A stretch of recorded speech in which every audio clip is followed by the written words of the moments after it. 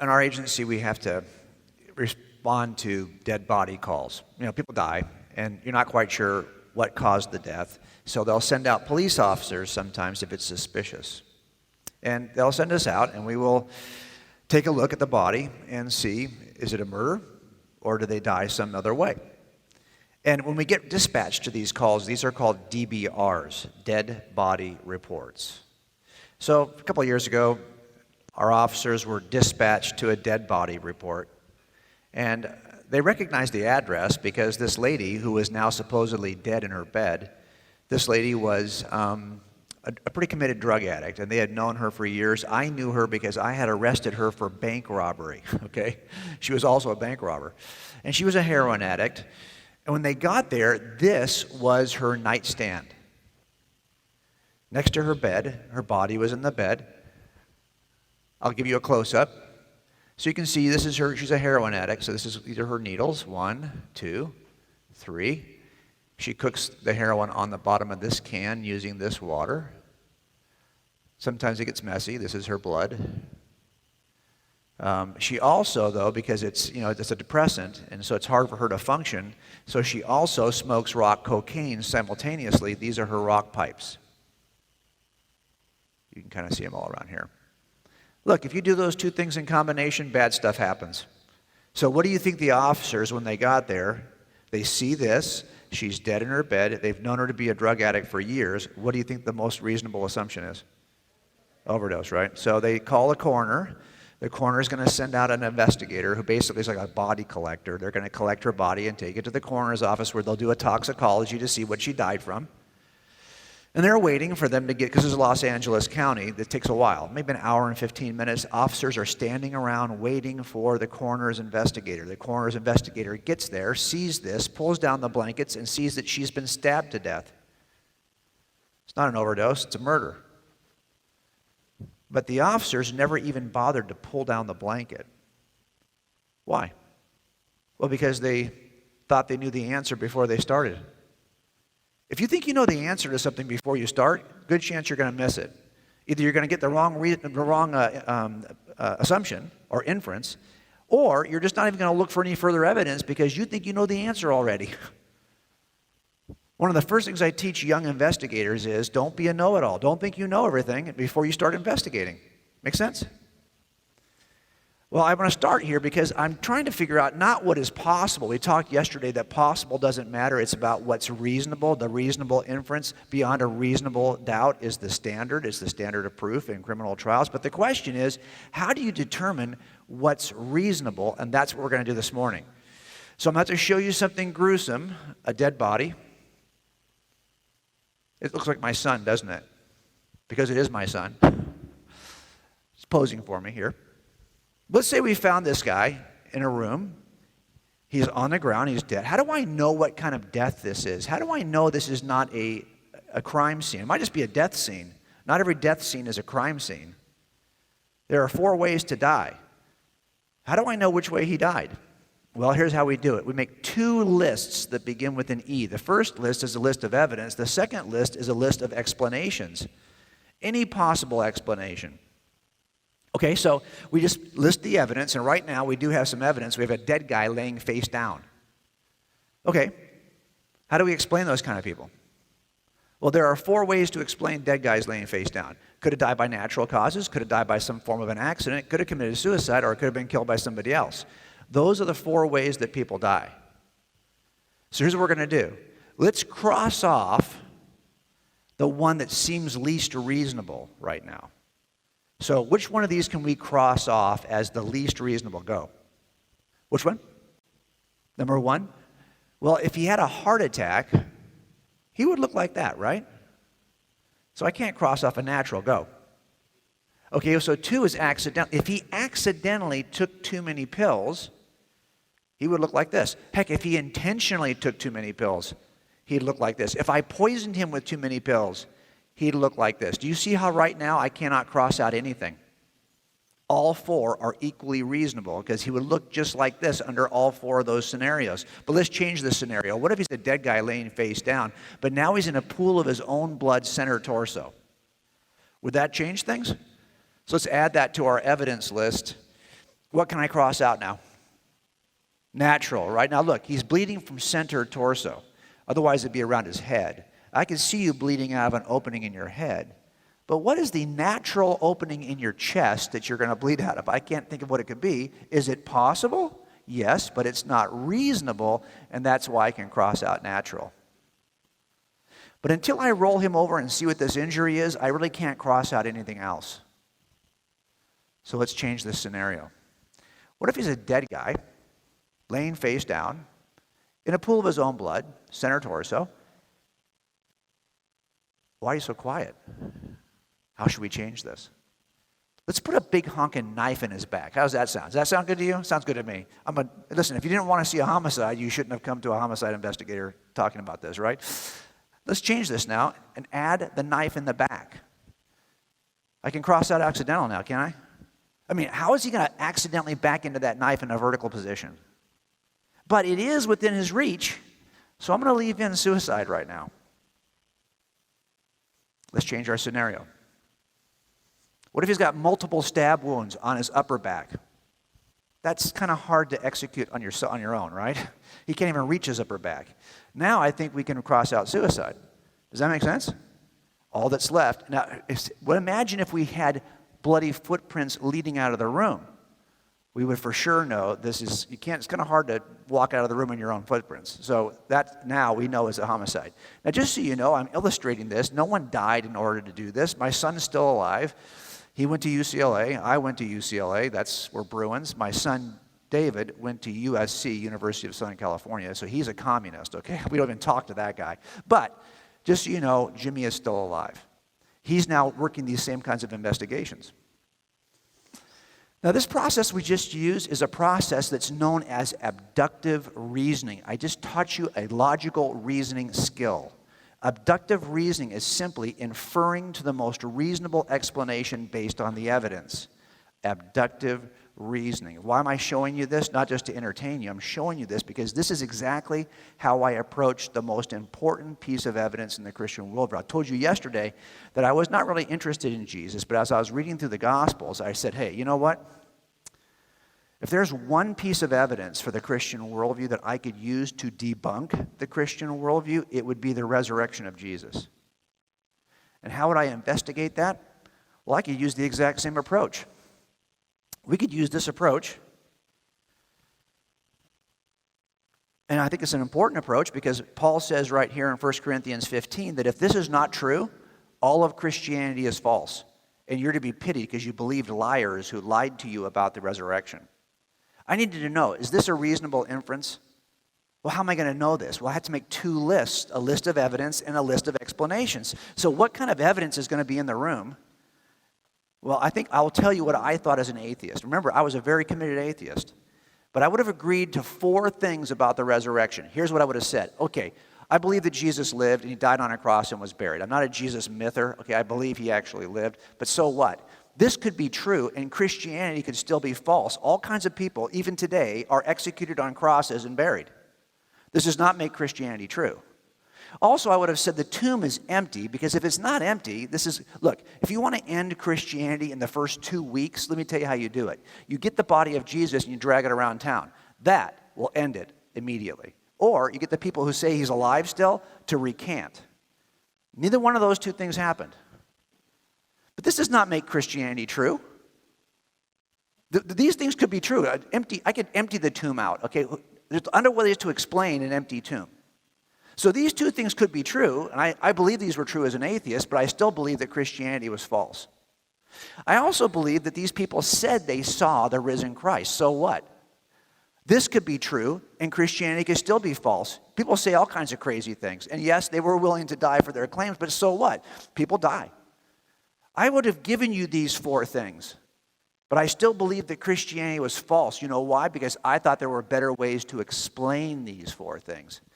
As a matter of fact, the explanations I would have given you was one of 6 explanations for those 4 things that atheists offer.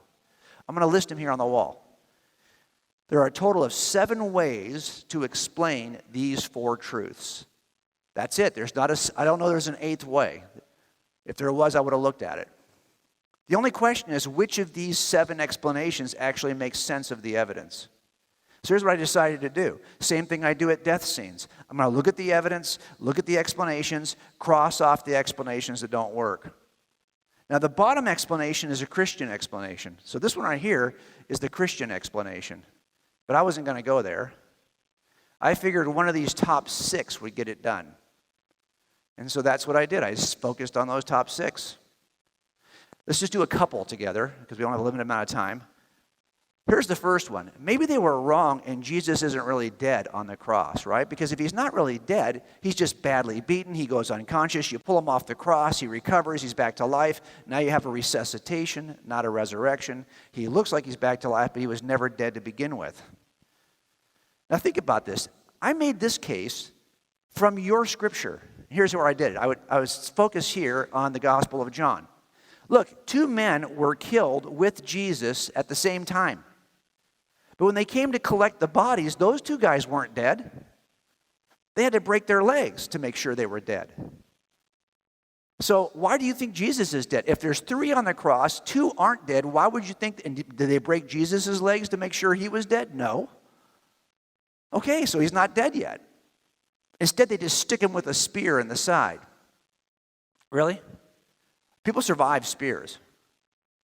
So I would have said your own scripture demonstrates to me that Jesus is not really dead. Except this part down here bothered me. John, who's a fisherman, said that water came out of his side. What's with the water? I get this part. But what's with this part? You realize that people in the first centuries did not think that John was telling that truly? Christians who read this scripture were like, there's no water coming out of this dude's chest, okay?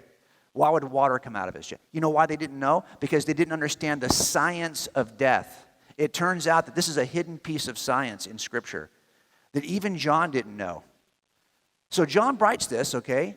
And then everyone who reads it in the first 500 years is like, nah, it couldn't be water. It's got to be some symbol of the baptism, some symbol of the Holy Spirit, some symbol of regeneration. It can't really be water. And all of the church fathers, older members of the church in the first 500 years, when they read this passage, and there they are, they said it's not water. Couldn't be water. Makes no sense. Well, they didn't understand the science. Look, if you've ever been at a car accident, where someone dies in front of you, or you've been at a murder scene, but it's not a murder, it's an assault scene. I get there and they die before I leave. You will see your body does weird things. Your body starts to shut down. That's called circulatory shock. It's trying to conserve energy for the most vital of organs. And if your heart stops, you have cardiac arrest, you're going to suffer one of 2 kinds of effusion. The first one's called pericardial effusion. That's where the water gathers around your heart. But if I stab your chest cavity, you're not going to see water. It's going to look like runny blood because your heart is being stabbed also. The odds of just that thin membrane, not good. But if you happen to be in the right position, water will accumulate in your lungs. That's called pleural effusion. And because that lung is like a sac that holds it separate from your body, if I stab that, you will see the water run out. But nobody knew this back in those days. And even the people who read John didn't know this. John probably didn't know this, but he saw it, so he recorded it. And now you have a piece of hidden science that demonstrates that Jesus' heart actually stopped. But even if you didn't have that, how many of you here have ever touched a dead body? Raise your hand. Some of you have, right? It happens. Some people in adult audiences, I will see people who are working in the professions where they touch dead people, okay? And if you've touched a dead person, you will know that it's not like the movies. It's not like TV. I can tell a dead person from across the room before I even get up on them. Death looks different. I want to teach it to you. Here's why I say this. In the first century, people understood what death looked like. Everyone had touched a dead body. You know why? No funeral homes. No coroners. You bury your own. You also midwife your own. You took all that care on your own. People in the first century would know what death looks like, but we don't. And that's why we think, oh, maybe he wasn't dead. Really? You think they're going to miss the signs of death? Let me teach you the signs of death. I'm going to take you to the Los Angeles County Coroner's Office, okay? This is in downtown LA. You walk up this, and they just changed this, but it used to be you would walk up come on now. You would walk up these stairs, go in this door, and there's a store right behind this window. I kid you not, it is the Los Angeles County Coroner's gift shop. They had a gift shop. And in that gift shop, you could buy T-shirts like this one. It closed last year. I'm like, really? I have a bunch of these. I'm glad I bought my T-shirts when I did. You can get a mouse pad that says, "We're dying for your business." Yeah, pretty tacky, right? But that's what that you can buy that stuff there. Now, I'm going to take you inside the coroner's office, because in the bottom, next door, there are the examination rooms. And I wish they looked like this. But they don't, because hundreds of bodies go through these offices every day.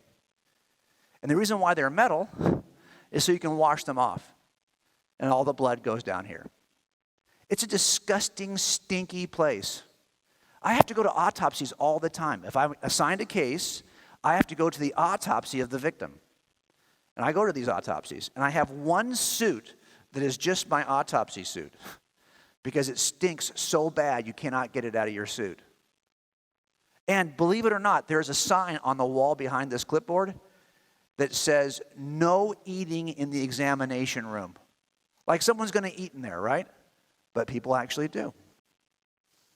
Now, I show you this because there's 3 things that happen to your body when your heart stops beating. I'm going to teach you. I think people in the first century taking Jesus off the cross, they would recognize this.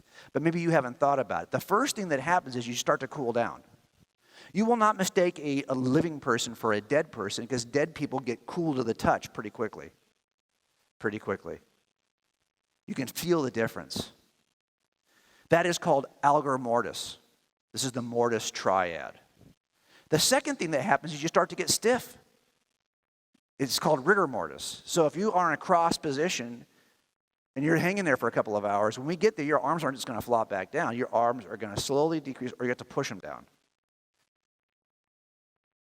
Third thing that happens is probably the most telling. When I get to a crime scene and I roll the body over, if he's laying on his back, when your heart stops pushing blood, gravity starts to draw it. So you will begin to discolor. So I'll roll you over, your back will be discolored, like purple and red, because your blood is settling from the gravity. If you die on a cross, your feet will swell and turn purple. Do you really think that these people taking Jesus' body off the cross would have mistakenly wrapped a living person? Mistaking the living person for... No, this generation knew what death looked like. So is it possible? I always say yes, because anything is possible, but it's not reasonable, and that's why I cross it off. But hey, maybe they were just lying about this. I know some of you folks here like stories and movies about conspiracy theories. Right now, we have got a lot of conspiracy theories in our country. Raise your hand if you like conspiracy theories. Go ahead, raise them real high. Okay, everyone look at these guys. These are the stupid people, okay? Seriously, conspiracy theories? You guys believe conspiracy? Okay. You know how hard it is to pull off a successful conspiracy? If you think you're aware of a successful conspiracy, it wasn't successful by definition. Successful conspiracies nobody ever hears about, right? Okay, how many here have siblings? Raise your hand if you have a sibling. Okay, you have 3 siblings or more. Oh, got a couple. 4 siblings or more. 5 siblings or more. I see a couple still. 6 siblings or more. That means there's 7 of you. 6 siblings or more. I think we're right here. Okay. You have 6 siblings, right? How many siblings do you have? You have 8 siblings. Well, she's going to win, okay? She's just going to win. I have 6 siblings, okay? But I thought I was going to win. But no, you have 8. Okay, good for you. Okay. Have you ever lied to your parents? No. You're a liar right now. Okay. Okay. Do you want me to teach you how to get away with a lie with your parents? I'm going to teach all of you, but I'm going to use you as an example. I'll teach you guys how to lie to your parents. Are you ready? Here's how it works. It turns out to be successful in a lie, in a conspiracy with others, you need 5 things. I'm going to teach you the 5 things, okay? Here we go. First thing you need is you need the smallest number of co-conspirators. So you have 8 siblings. You do not need all 8 involved in the lie. Just involve 1. Okay, good. That's you know what I'm talking about. You already do that. Okay, good. That's good. So you want the small, it's easier for 2 people to lie than it is for 9. Okay? Also, you want to hold it for the shortest period of time. It's harder to tell a lie and keep a secret for a month than it is for a day. So here's my advice to you. You pick the sibling you're going to lie with, and as soon as you're done committing the lie, you have to kill your sibling. Because then it's over. That's a very short conspiracy. Are you not willing to kill your sibling? Yeah, are you willing to? No. Okay, well, I'm going to give you another strategy then. If you don't kill your sibling, you have to have excellent communication. Here's why. One of your parents is going to jam up one of you and say, hey, what's the deal with this? And he's going to start to question you, and you're going to offer a response. You better make sure your sibling knows exactly what you said to repeat the exact same response. That's why as a detective, what's the first thing we do when we have more than one suspect? We separate them before we do interviews because we want to catch them in a lie. So you have to be able to call your sibling and say, hey, I told them this. Make sure you say it the same way. Okay, you're nodding your head like you're good to go with this. Okay, good. 4th thing, you need the strongest possible relationship to do this well. So look, I've got 6 siblings, okay? I'll be honest with you, I like 2 of them, okay? The other 4, not so much, all right? You probably have a similar situation. There are people you're close to and people you're not. You pick the ones you're close to do the conspiracy. They're less likely to rat you off. Last thing, if you can avoid pressure from your parents, don't let them even start asking questions. Make sure whatever you do, you're so good at it, they don't even ask the first question. Now, I'm telling you this because if you think that the Christian story about the resurrection is a big, elaborate lie, a conspiracy, well, then the question has to be, do they possess those 5 things? Look, already there's too many people involved, if you ask me.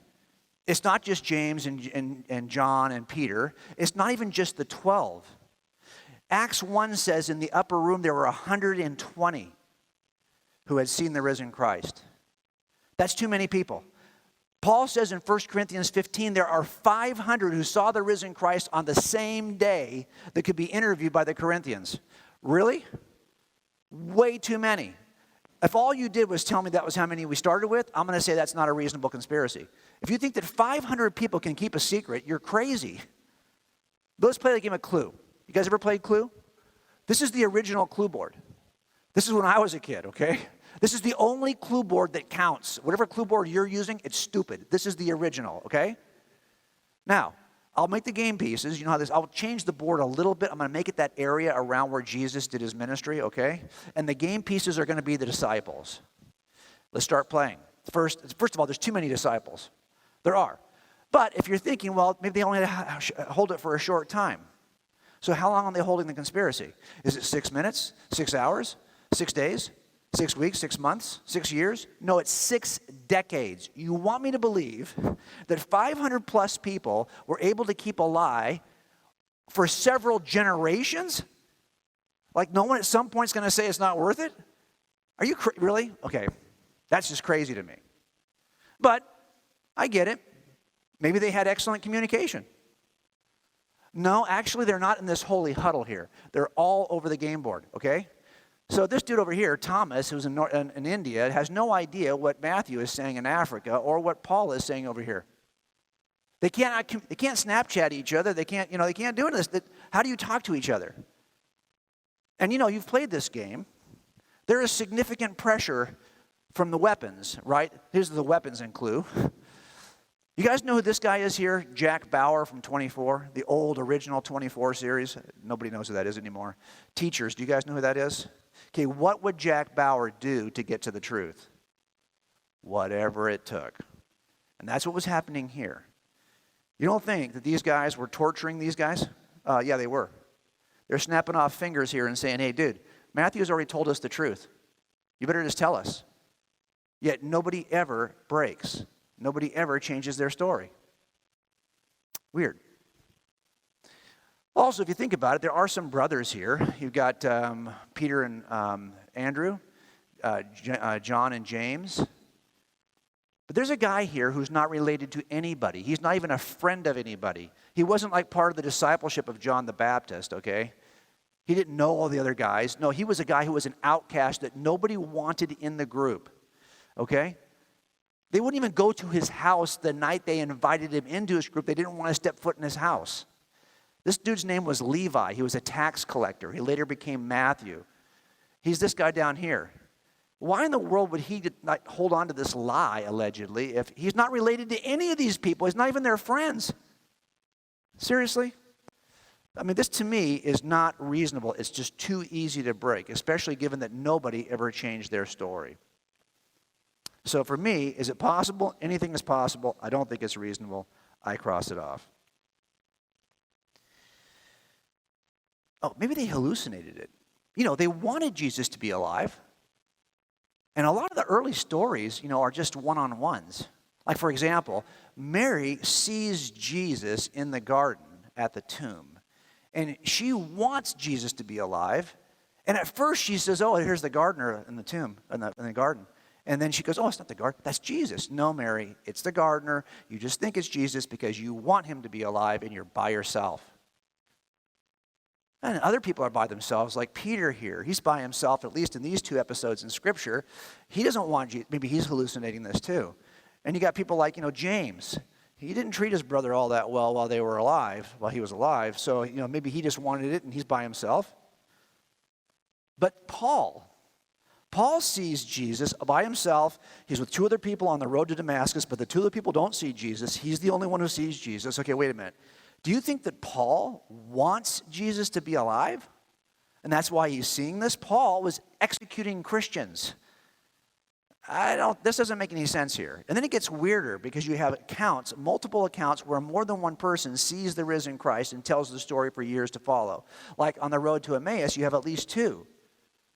Look, if I told you I had a dream, and I was driving down Mulholland in Los Angeles, and I'm in a Tesla, and in my dream, and you said, oh yeah, it was a red Tesla. I'm like, how do you know what color the Tesla was? Yeah, beige ragtop, you had the top down. How do you know that? You were listening to music, Ed Sheeran. How do you know that? Like, how would you know what is my dream? That would freak me out, right, if you know my dreams. We don't have group dreams, okay? The things you have as a group are called memories. So when two people are recalling the exact same details, it bugs me. And this happens over and over again. You have the Marys, right? They actually recite the same thing at the tomb. There's 3 of them. Here there's 7 at the lake. I couldn't even get them all on the same screen. Okay, I tried to. Couldn't all fit. So there's 2 over here. Okay. They all see the same thing. Remember the upper room? No Judas, no Thomas. So we have 10 here who see the same thing at the same time. That bothers me. Then later on, Thomas comes back, and now he joins their group, and now we have several of these where you have at least the 11. That bothers me. And this episode here at the mountaintop, I'm not even sure how many. It's not clear if it's just the 12 or if it's all the other. Remember, there's 120 in the upper room who had seen the risen Christ. I don't know how many are here. It's at least, though, the 11. It's at least those. Then there's this episode here where he's going to ascend into heaven. By the way, forget about the resurrection for a second. What if Jesus never died on a cross, he never rose from the grave, but at the end of his ministry, he rose into the air and ascended into heaven? Would that be enough for you? I'm thinking that's pretty much enough for me. If this even happened, I'm in. I think a lot of people in this room, if you have doubts, if you saw this dude just ascend into heaven, you would go, well, I'll tell you what, I think I'm in now. Do you want to see it? I can make believers of all of you right now. Are you ready? Whoop, there he goes. Okay, so you should all be believers right now because you just saw the ascension of Jesus, okay? And so did all those people. At least 11 who saw that. Probably more. Finally, Paul says there are 500 who saw the risen Christ. Of course, I can't count all these people. We'll try. But there's a lot more than I can show you here. As a matter of fact, there's like 450 more over there and there, okay. But there, you get the idea. There's a lot of people here who see the same thing. And by the way, if you wanted to falsify this, I don't believe you had a vision, you had a hallucination. That's not true. It's pretty simple to falsify it. Just go back to the tomb. If I imagined the resurrection, there'll be a body in the tomb. If there's no body in the tomb, now I'm back to conspiracy theory. Somebody had to steal the body out. And you already know why I reject conspiracy theories. This is why Paul puts it this way. He says, folks, we're not making this, Peter, we're not making this stuff up. It's not a cleverly designed story. It's actually what just happened. We saw it. We were eyewitnesses of his majesty. So for me, is it possible? Anything's possible. It's not reasonable, though. I crossed it out. Let me go one more before I wrap this for you guys. Maybe they were fooled by an imposter. You remember, after Jesus comes out of the grave, he appears to look a little bit different. And so like the people on the road to Emmaus, they don't immediately recognize him. Mary does not immediately well, yeah, because he's an imposter who's pretending to be Jesus. Do you guys know who this is? Adults in the room, do you guys know who that is, teachers? This dude's name is Charles Ponzi. Ponzi schemes are named after Charles Ponzi. He's a con man. You ever heard the expression a con man? You know why we call them con men? Because they have the confidence of the people they're lying to. So you need two things to con people. You need the confidence. You need to know them well enough that they trust you. And you have to know more about the con than they do. You have to have better knowledge about if I'm trying to fool you into a business deal, if you know a lot about business, you'll know I'm lying to you right away because you know more about the business than I do. I have to know more than you. So if you're telling me that there is somebody out here who was able to con the disciples, they would also need these two things: the confidence of the disciples and know more about Jesus than they do. That means it's probably going to be somebody from the inner circle who was there to hear everything Jesus said so he could sound like Jesus later. So who's that going to be? And they're going to need help because we've got to get that empty tomb thing done, okay? So I'm just kind of trying to figure out who this could be. The problem I have with this is that the Jesus after the resurrection is every bit as miraculous as the Jesus. This has got to be a really good con man because he has to do all the magic too. He has to appear miraculously. He has to perform miracles. He has to ascend into heaven miraculously. Really? You think a con man did that? This to me is a weak explanation. But if you ask me, is it possible? I'm always going to say yes. I just don't think it's reasonable. So I crossed it. Do I have time to do one more? I'm going to skip to this next one here. I'm going to skip one. By the way, I'm going to send you all this. That link I gave you yesterday includes this talk. So you'll get all that.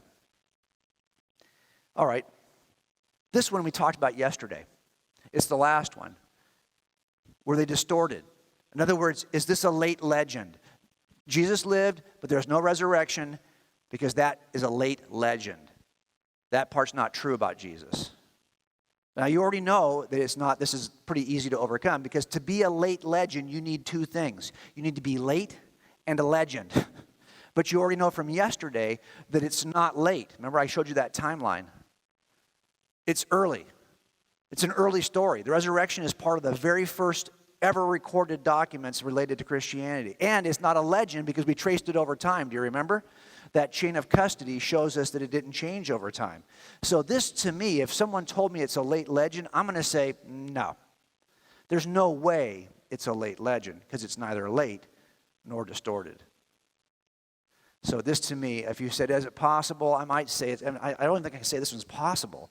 This one is such a stretch.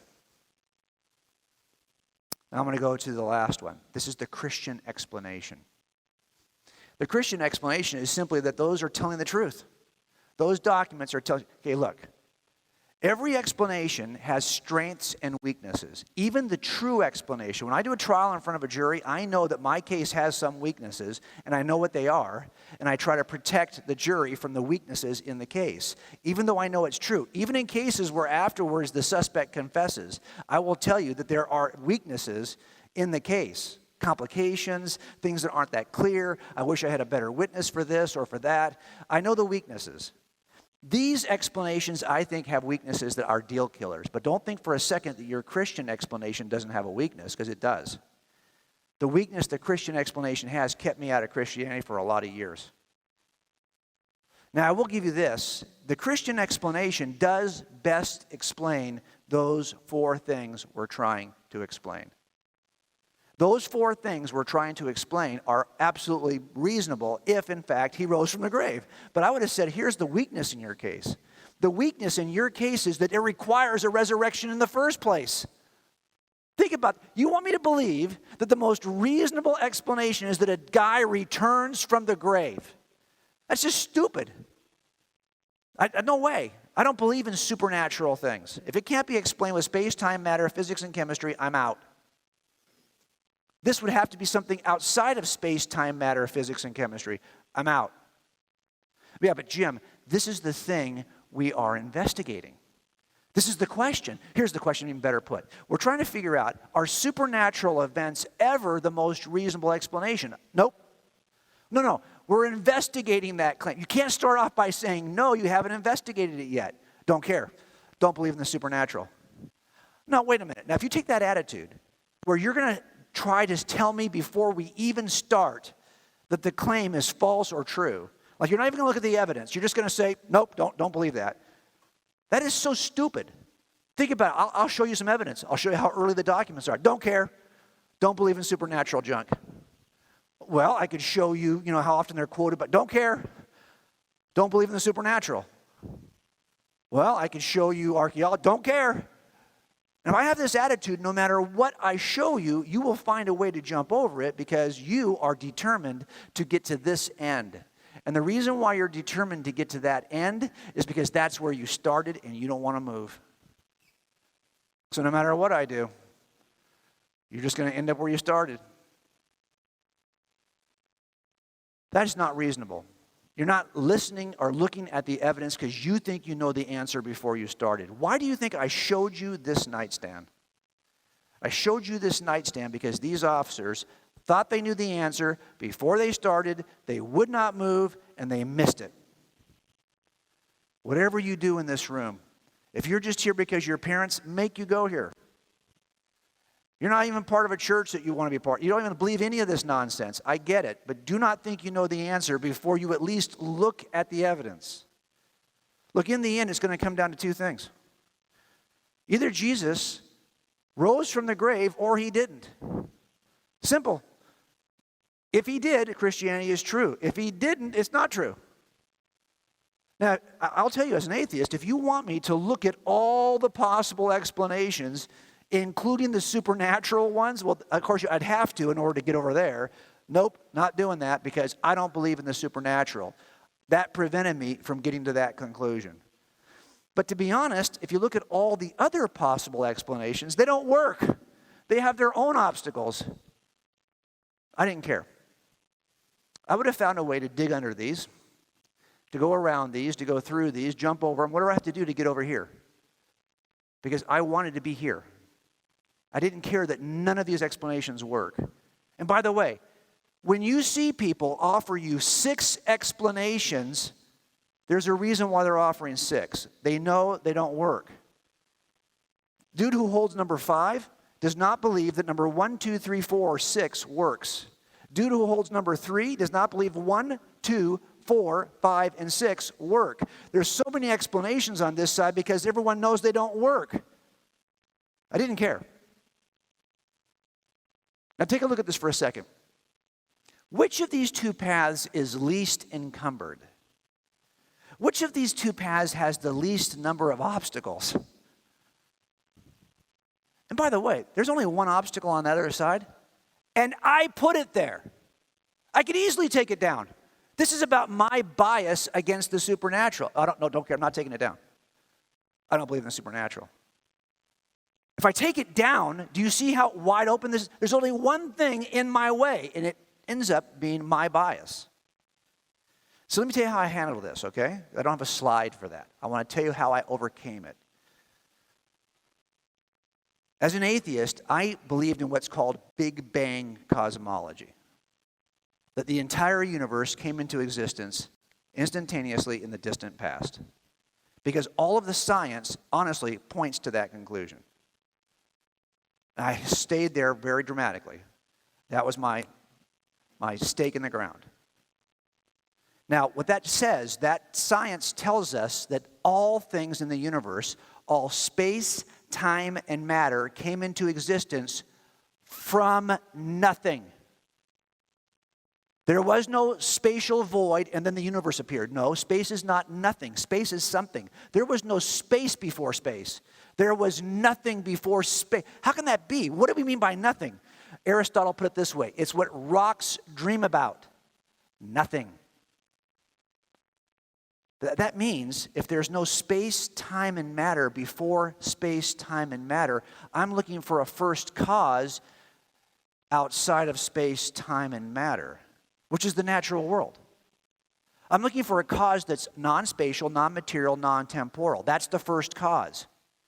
So that first cause is already outside of nature because nature doesn't exist until space, time, and matter, operated on by physics and chemistry, emerges. So I thought to myself, wait a minute, hold on. I already believe in at least one thing that's outside of nature, that's supernatural, that whatever that first cause is.